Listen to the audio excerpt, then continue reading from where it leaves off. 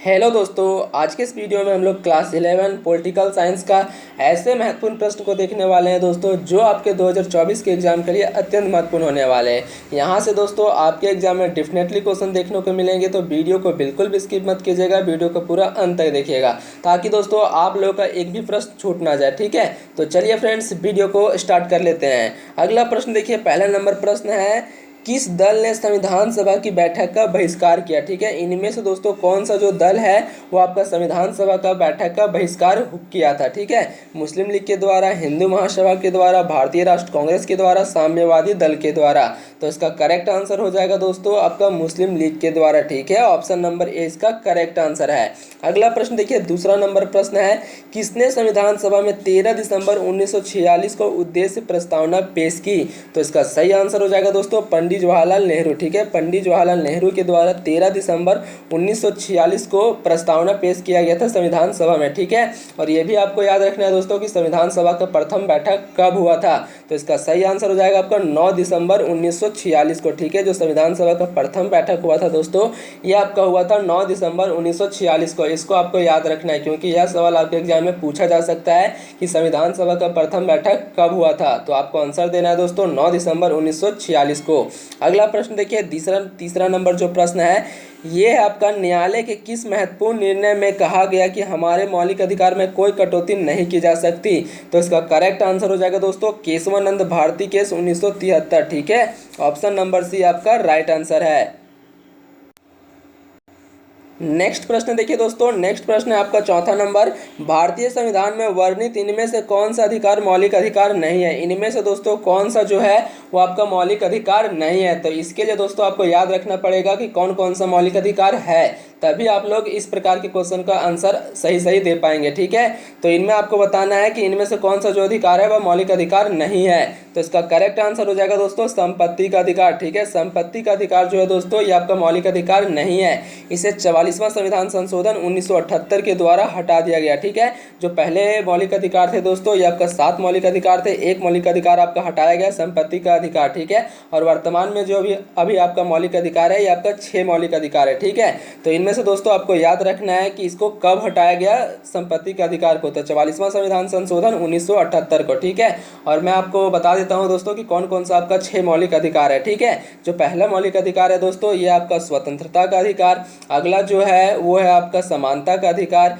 तीसरा जो है वो आपका शोषण का विरुद्ध अधिकार, चौथा है आपका धार्मिक स्वतंत्रता का अधिकार, पांचवा है आपका सांस्कृतिक शिक्षा का अधिकार, छठा है आपका संवैधानिक उपचार का अधिकार। ठीक है, ये 6 मौलिक अधिकार को आपको याद रखना है क्योंकि यहाँ से दोस्तों आपके एग्जाम में डेफिनेटली एक प्रश्न देखने को मिलेंगे। ठीक है, अगला प्रश्न देखिए, 5वां नंबर प्रश्न, भारतीय संविधान के किस भाग में चुनाव आयोग की व्यवस्था की गई है।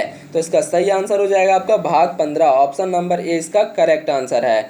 अगला प्रश्न देखिए, 6वां नंबर प्रश्न, मतदाताओं के लिए तस्वीर सहित पहचान पत्र को किस वर्ष अनिवार्य कर दिया गया। ठीक है, इनमें से दोस्तों किस वर्ष जो है वह मतदाताओं के लिए पहचान पत्र पे उनका वोट यहाँ पे अनिवार्य कर दिया गया। ठीक है, मतलब तस्वीर को दोस्तों अनिवार्य कर दिया गया 1993, 1998, 2001 या फिर आपका 2009।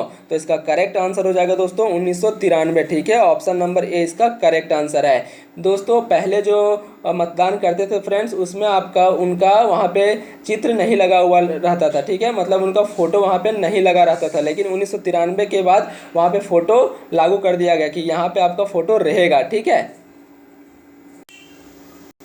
अगला प्रश्न देखिए फ्रेंड्स, अगला जो प्रश्न है 7वां नंबर, किसने राजनीतिक क्षेत्र में महिला प्रतिनिधित्व को उचित माना। अरस्तु ने, रूसो ने, बेंथम ने, जे.एस. मिल ने। तो इसका सही आंसर हो जाएगा दोस्तों जे.एस. मिल। ठीक है, ऑप्शन नंबर डी इसका करेक्ट आंसर है। नेक्स्ट प्रश्न देखिए, 8वां नंबर प्रश्न है, राज्य के शासन में केंद्र का प्रतिनिधित्व किसे कहा गया। राज्य के शासन में केंद्र का प्रतिनिधित्व किसे कहा गया, मतलब दोस्तों राज्य में आपका हेड कौन है, मुख्यमंत्री है, राज्यपाल है, विधानसभा है, उच्च न्यायालय है। तो इसका करेक्ट आंसर हो जाएगा आपका राज्यपाल। ठीक है, जो आपका राज्य में हेड है दोस्तों ये आपका राज्यपाल। ठीक है, अगर यहाँ पे आपको केंद्र में पूछे कि केंद्र में हेड कौन है, सेंट्रल में आपका हेड कौन है, तो उसका हो जाएगा आपका राष्ट्रपति। ठीक है, सेंट्रल में जो हेड है दोस्तों ये है आपका राष्ट्रपति। ठीक है, और ये फ्रेंड्स आपका नाम मात्र का आपका हेड है, लेकिन अगर वास्तविक हेड पूछे केंद्र में तो कौन हो जाएगा, वास्तविक में आपका हो जाएगा प्रधानमंत्री, और नाम मात्र में पूछे तो आपको आंसर देना है राष्ट्रपति। ठीक है, अगला प्रश्न देखिए, कितने एंग्लो इंडियन सदस्यों को राष्ट्रपति लोकसभा में उचित प्रतिनिधित्व के लिए मनोनीत करते हैं? वह 1, 2, 12, 0। तो इसका सही आंसर हो जाएगा दोस्तों 2। ठीक है, जो लोकसभा में वर्तमान सीटें हैं दोस्तों, ये है आपका 545। ठीक है, कितने हैं? 545। इनमें से दोस्तों 2 एंग्लो इंडियन राष्ट्रपति के द्वारा यहाँ पे मनोनीत किए जाते हैं। ठीक है, तो आपको याद रखना है कितना? 2। ठीक है, अगला प्रश्न देखिए दोस्तों, 10वां नंबर जो प्रश्न है ये आपका लोकसभा में बहुमत दल वाला नेता कौन होता है? लोकसभा में बहुमत दल वाला नेता कौन होता है? ठीक है, लोकसभा अध्यक्ष, राष्ट्रपति, प्रधानमंत्री या फिर आपका मंत्रिपरिषद। तो इसका सही आंसर हो जाएगा दोस्तों मंत्रिपरिषद। ऑप्शन नंबर से इसका राइट आंसर है। अगला प्रश्न देखिए दोस्तों, 11वां नंबर जो प्रश्न है वो आपका कोई मंत्री जो सांसद या विधायक नहीं है उसे कितने समय में सांसद या विधायक होना अनिवार्य होगा?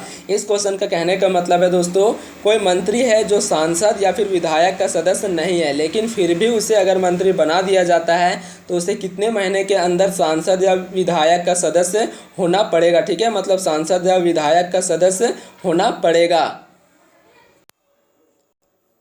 ऑप्शन है दोस्तों आपका 3 माह, 6 माह, 1 वर्ष, 2 वर्ष। तो इसका सही आंसर हो जाएगा आपका 6 माह। ठीक है, 6 माह के अंदर दोस्तों उसको सांसद या फिर विधायक का सदस्य बनकर दिखाना होगा। ठीक है, ऑप्शन नंबर 20 का राइट आंसर है। नेक्स्ट प्रश्न देखिए, 12वां नंबर प्रश्न है आपका, राज्यसभा के धन विधेयक पास करने के लिए कितना समय दिया गया है? 7 दिन, 14 दिन, 30 दिन, 60 दिन। तो इसका करेक्ट आंसर हो जाएगा दोस्तों 14 दिन। ठीक है, ऑप्शन नंबर 20 का करेक्ट आंसर है। नेक्स्ट प्रश्न देखिए, 13वां नंबर प्रश्न है, किसी राज्य के विधानसभा में अधिकतम कितने सदस्य हो सकते हैं? यहाँ पे दोस्तों ये क्वेश्चन भी आपका पूछा जा सकता है कि राज्यसभा में न्यूनतम सीटें कितने हो सकते हैं। ठीक है, तो दोनों आपको याद रखना है, अधिकतम कितने होते हैं विधानसभा में और न्यूनतम कितने होते हैं। ठीक है, तो इसका सही आंसर हो जाएगा दोस्तों 250। ठीक है, जो विधानसभा में आपका अधिकतम कितने सदस्य होते हैं? 250 और न्यूनतम कितने होते हैं? तो 60। ठीक है, ये आपको याद रखना है, अधिकतम 250 और न्यूनतम आपका 60। अगला प्रश्न देखिए, 14वां नंबर प्रश्न है आपका, इनमें से कौन भारतीय संसद का अंग नहीं है? इनमें से दोस्तों संसद का कौन सा अंग नहीं है? संसद में फ्रेंड्स आपका 3 आ जाते हैं। राष्ट्रपति पहला, ठीक है, पहला में आपका आ गया राष्ट्रपति, दूसरा में आपका आ गया लोकसभा। ठीक है, दूसरा में जो आ गया दोस्तों ये आपका लोकसभा आ गया और तीसरा में जो आपका आ जाता है ये आपका आ जाता है राज्यसभा। ठीक है, राज्यसभा ये तीसरा में आपका आ जाता है और ये तीनों मिलके दोस्तों संसद होते हैं। ठीक है, राष्ट्रपति, लोकसभा और राज्यसभा। ठीक है, तो यहाँ पे पूछा गया इनमें से कौन सा जो है वह संसद का अंग नहीं है? राष्ट्रपति, लोकसभा, राज्यसभा ये तीनों दोस्तों आपका संसद का अंग होते हैं। प्रधानमंत्री जो है दोस्तों ये आपका संसद का अंग नहीं होते हैं। ठीक है, ऑप्शन नंबर डी इसका करेक्ट आंसर है। अगला प्रश्न देखिए, 15वां नंबर प्रश्न, 15वां नंबर जो प्रश्न है दोस्तों ये आपका, किसी विधायक दल के कितने सदस्य एक साथ अपनी पार्टी छोड़कर किसी अन्य पार्टी में शामिल होते हैं लेकिन उन्हें दल बदलू नहीं माना जाएगा? इस क्वेश्चन के कहने का मतलब है दोस्तों, अगर कोई विधायक दल का सदस्य है वो अपने पार्टी को छोड़कर किसी अन्य पार्टी में शामिल हो जाते हैं तो उन्हें दल बदलू नहीं माना जाएगा। 2/3 सदस्य, 1/4 सदस्य, 1/2 सदस्य, 1/3 सदस्य।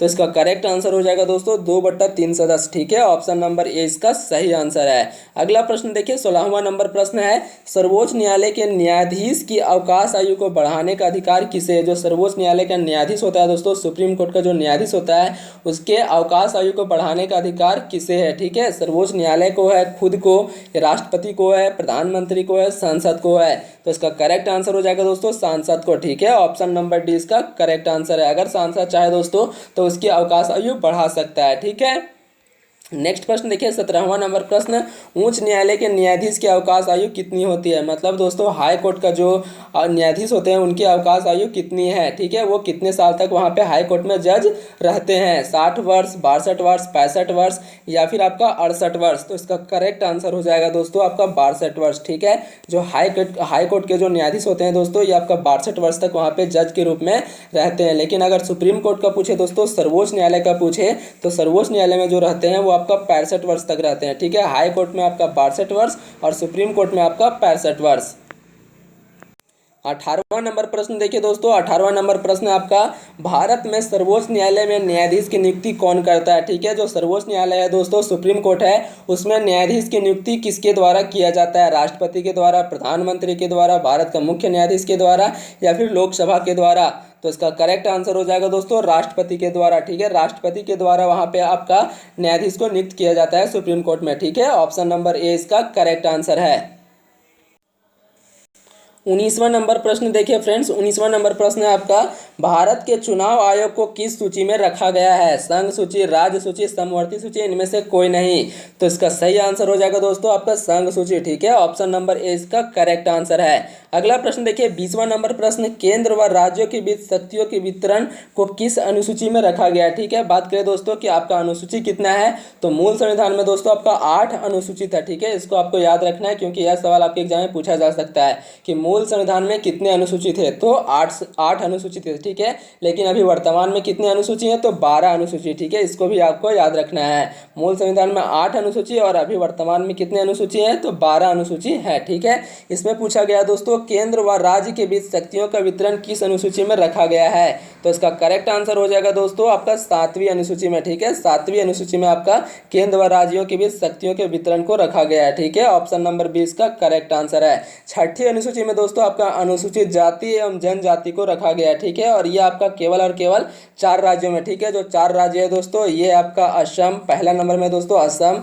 दूसरा नंबर में आपका मेघालय। ठीक है, दूसरा में है दोस्तों आपका मेघालय, तीसरा में आपका त्रिपुरा। ठीक है, तीसरा में है दोस्तों आपका त्रिपुरा, और चौथा में जो है दोस्तों ये आपका मिजोरम। ठीक है, कौन सा है दोस्तों? मिजोरम। ठीक है, ये चारों राज्यों को आपको याद रखना है। छठा में कौन है? अनुसूचित अनुसूचित जाति एवं जनजाति, और कितने राज्य में? केवल और केवल 4 राज्य में, असम, मेघालय, त्रिपुरा और मिजोरम। ठीक है, आपका जो 8वीं अनुसूची में है दोस्तों, ये आपका 22 भाषाओं का वर्णन है। ठीक है, 8वीं अनुसूची में आपका 22 भाषाओं का यहाँ पे वर्णन है, और 9वीं अनुसूची में फ्रेंड्स आपका भूमि सुधार आंदोलन है। ठीक है, आपको याद रखना है दोस्तों 12 अनुसूची की कौन अनुसूची में कौन सा चीज़ रखा गया। ठीक है, मैं आप लोग को बता दूंगा दोस्तों एक वीडियो बना के कि कौन सा अनुसूची में क्या रखा गया है। ठीक है, अगला प्रश्न देखिए, 21वां नंबर जो प्रश्न है वो है आपका, यदि किसी राज्य की जनसंख्या 20 लाख से कम है। ठीक है, यदि किसी राज्य की जनसंख्या 20 लाख से कम है तो उस राज्य में पंचायती राज की व्यवस्था होगी एक स्तरीय,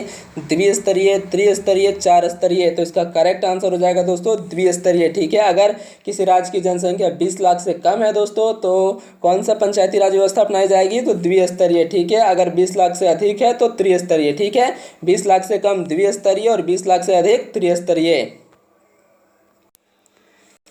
22वां नंबर प्रश्न देखिए दोस्तों, 22वां नंबर प्रश्न है आपका, भारत के किस राज्य में सर्वप्रथम पंचायती राज स्थापना की गई? ठीक है, इनमें से दोस्तों कौन सा जो प्रथम राज्य है जहाँ पे प्रथम जो है वह पंचायती राज की व्यवस्था की गई थी? राजस्थान, बिहार, उत्तर प्रदेश, या फिर आपका हो गया मिजोरम। तो इसका करेक्ट आंसर हो जाएगा दोस्तों राजस्थान में। ठीक है, सबसे पहला राजस्थान में पंचायती राज व्यवस्था अपनाई गई थी। अगर जिला यहाँ पे पूछ दे, ठीक है दोस्तों, कि अगर यहाँ पे जिला पूछ दे कि भारत का प्रथम जिला कौन है जहाँ पे पंचायती राज व्यवस्था अपनाई गई थी, तो नागौर। ठीक है, कौन सा जिला है दोस्तों? नागौर, और ये आपका राजस्थान में है। कहाँ पे है? राजस्थान में। यहीं पे जो है सबसे प्रथम आपका पंचायती राज व्यवस्था अपनाई गई थी। 23वां नंबर प्रश्न देखिए फ्रेंड्स, 23वां नंबर प्रश्न है आपका, भारतीय संविधान का मूल दर्शन क्या है? गांधीवादी, वैज्ञानिक समाजवाद, उदारवाद, लोकतांत्रिक समाजवाद। तो इसका करेक्ट आंसर हो जाएगा दोस्तों लोकतांत्रिक समाजवाद। ठीक है, ऑप्शन डी इसका राइट आंसर है। नेक्स्ट प्रश्न देखिए, 24वां नंबर प्रश्न, संविधान की सजीवता के लिए इनमें कौन महत्वपूर्ण नहीं है? ठीक है, संविधान की सजीवता के लिए इनमें से कौन सा जो है दोस्तों ये आपका महत्वपूर्ण नहीं है? राजनीतिक पार्टी का कार्यक्रम, संविधान में संशोधन, ये दोस्तों काफ़ी महत्वपूर्ण है। न्यायालय के फैसले, ये भी महत्वपूर्ण है। संसद द्वारा बनाए गए कानून, ये भी महत्वपूर्ण है। तो इसका आंसर कौन सा हो जाएगा आपका? Option number A. ठीक है, ये आपका जो है दोस्तों महत्वपूर्ण नहीं है। राजनीतिक पार्टी का कार्यक्रम, ऑप्शन नंबर ए इसका करेक्ट आंसर है। अगला प्रश्न देखिए, 25वां नंबर जो प्रश्न है वो है दोस्तों आपका, भारतीय संविधान के किस अनुच्छेद में संशोधन प्रक्रिया की वर्णन है? ठीक है, कौन सा अनुच्छेद में दोस्तों संशोधन प्रक्रिया का वर्णन है? 365, 368, 366 या फिर आपका 370। तो इसका करेक्ट आंसर हो जाएगा दोस्तों 368, ऑप्शन नंबर बी इसका करेक्ट आंसर है। 26वां नंबर प्रश्न देखिए दोस्तों, 26वां नंबर प्रश्न आपका, किसे नई राजनीति का पिता कहा गया है? ठीक है, तो इसका सही आंसर हो जाएगा फ्रेंड्स आपका प्लूटो को। ठीक है, ऑप्शन बी इसका करेक्ट आंसर है। अगला प्रश्न देखिए 27वां नंबर जो प्रश्न है दोस्तों, ये आपका पॉलिटिकल्स नामक पुस्तक का लेखक कौन है? पॉलिटिकल्स नामक पुस्तक का लेखक कौन है? तो इसका सही आंसर हो जाएगा दोस्तों आपका अरस्तु। ठीक है, ऑप्शन डी इसका करेक्ट आंसर है। अगला प्रश्न देखिए 28वां नंबर जो प्रश्न है दोस्तों, ये आपका व्यवहारवादी क्रांति का जन्म कब हुआ? 1919, 1939 या फिर आपका 1945, 1962? तो इसका सही आंसर हो जाएगा दोस्तों आपका 1945। ठीक है, ऑप्शन सी इसका सही आंसर है। अगला प्रश्न देखिए 29वां नंबर प्रश्न, वोट देने का संबंध किस स्वतंत्रता से है? वोट देने का संबंध दोस्तों कौन सी स्वतंत्रता से है? आपका सामाजिक स्वतंत्रता, प्राकृतिक स्वतंत्रता, आर्थिक स्वतंत्रता या फिर राजनीतिक स्वतंत्रता? तो इसका करेक्ट आंसर हो जाएगा दोस्तों आपका राजनीतिक स्वतंत्रता। ऑप्शन बी इसका बिल्कुल सही आंसर है। ठीक है, अगला प्रश्न देखिए 30वां नंबर प्रश्न दोस्तों, ये आपका लास्ट प्रश्न है। ठीक है, ऐसे समाज की कल्पना किसने नहीं की जिसमें न वर्ग होगा और न राज्य होगा? तो इसका सही आंसर हो जाएगा दोस्तों आपका ऑप्शन नंबर डी। ठीक है, ऑप्शन डी इसका करेक्ट आंसर है, फांसीवादी। ठीक है, ऑप्शन डी नंबर इसका सही आंसर है। ये था दोस्तों इस चैप्टर का महत्वपूर्ण प्रश्न, जहां से आपको आपके एग्जाम में डेफिनेटली प्रश्न देखने को मिलेंगे। अगर वीडियो अच्छी लगी हो तो चैनल को सब्सक्राइब कर ले और वीडियो को लाइक कर ले और इसे दोस्तों के साथ ज़्यादा से ज़्यादा शेयर करें। मिलते हैं दोस्तों नेक्स्ट वीडियो में, तब तक के लिए जय हिंद, जय भारत।